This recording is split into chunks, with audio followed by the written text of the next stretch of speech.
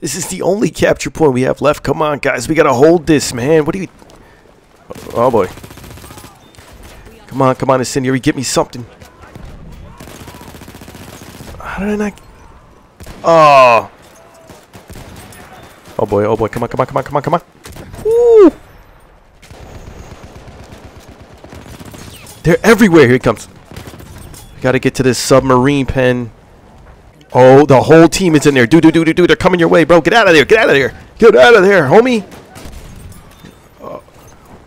Woo.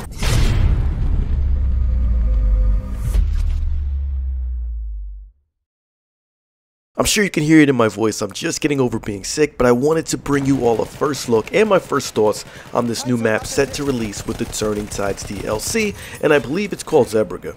In this video, I was able to fly the new blimp, check out the L-Class destroyer, I was able to play the new map and so much more, including the weapons damage changes I told you guys about months ago. So if you stick around a few minutes, you'll get a great idea of what you can expect when you get your hands on this new map. In one of my Battlefield 1 playlists, I uploaded a video some time ago detailing everything you can expect from the Turning Tides DLC. I highly recommend checking that video out if you haven't seen it already. One thing I explained in the video is that the Turning Tides DLC would be split between December and January, with separate content releasing in both months.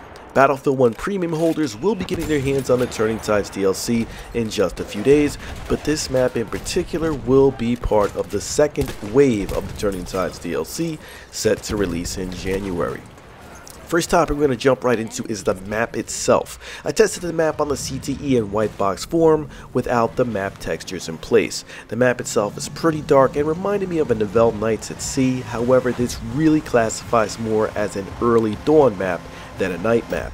The weather effects, cloud cover, and rough seas slightly reminded me of the Battlefield 4 map Parcel Storm. I personally hope the brightness is increased just slightly, but that aside, the environment even in white box form was pretty dark and immersive.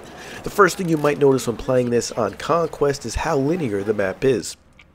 From capture points A through E, it's a pretty straight shot from top to bottom. Think Operation Locker or Operation Metro with full flanking ability via torpedo boats or on foot. The map starts out with the Royal Marines attacking with no capture points in their possession, and the German team holding all points, thereby defending the port from the assault. If you're a fan of infantry combat, you should be excited about the map as it played here, because each capture point appeared to have its own unique close quarters firefights, which really added to the intensity. One of the biggest capture points for the close quarters battles you might find is the submarine pen at the capture point Delta. I saw the most intense fighting here with its tight capture zone and enclosed field, with enemies able to hide behind cover like support posts and containers, or even to enter from above on the catwalk or below at the first floor, and from the water itself via torpedo boats. One thing I noticed almost immediately is there seems to be no shortage of torpedo boats at hand on this map. If you can't flank a point on foot, grabbing a torpedo boat was almost always an option. I did notice the L-Class destroyers are extremely powerful, so keep a close eye past those dark, murky waters to scan for L-Class destroyers or other torpedo boats, or you might find yourself going down with the ship. Speaking of torpedo boats, the ominous whistling sound from incoming torpedoes will haunt you in your sleep after hours of play on this map. With the already dark map and smoky visibility at distance, the whistling incoming torpedoes really will keep you on the edge of your seat. Something I think might need a change on this map is I found only one AA gun.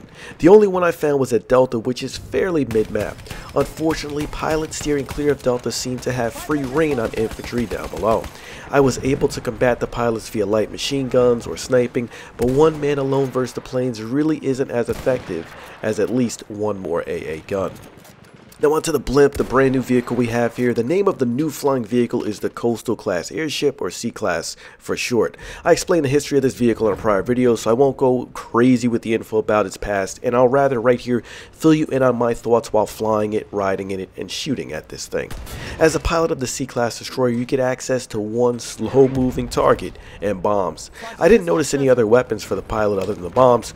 As for passengers, there are 3 gunner seats in addition, so you aren't completely left out there defenseless. It is by no means as large as the behemoth we've seen, but it is fairly large and does draw quite a bit of attention especially when it starts billowing black smoke, letting the enemy know its health is in jeopardy. The only anti-air gun I found on the map was near the capture point at Delta again, so staying clear of that point while flying in this thing might keep you afloat for a longer period of time. I personally wish one of the gunner seats would be replaced with a pure passenger seat so support could keep the repairs going. I also noticed the inability to control the height of the airship. With an inability to gain height, the C-Class is forced to fly low, again making it an easy, slow-moving target. According to Battlefield Bulletin on Twitter, DICE acknowledged the C-Class airship is in a pretty early state on the CTE and claimed there will be a lot of changes between that and what's finally released.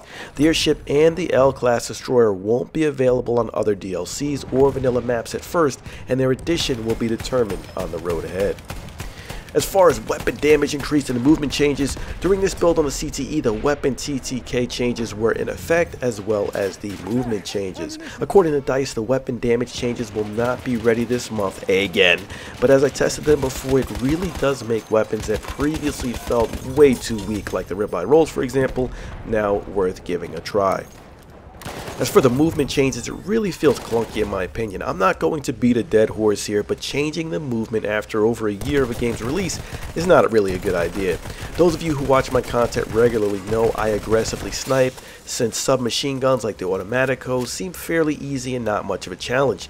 That aside, with this increased weapon TTK and changes to movement, using the Automatico was even easier than before, in my opinion. I found with the new movement system, the enemy cannot quickly move left or right, so high RPM weapons will absolutely demolish the enemy, and the enemy targets are easy to lead since whichever direction they head in will be a slow movement, so expect lots of Automaticos and light machine guns from players who quickly notice and are quick to exploit this new movement system. That being said, guys, I just wanted to leave you with my first thoughts on checking out this brand new map. Can't wait for this to drop. I don't want to bore you guys with too much information, so I'll just drop this here and make a separate video. Hopefully you guys enjoy. Hit that like button, hit that subscribe button so you don't miss any content that I have for you guys. I'll check you on the next one. It's your boy Rump Spanker, and I'm out of here.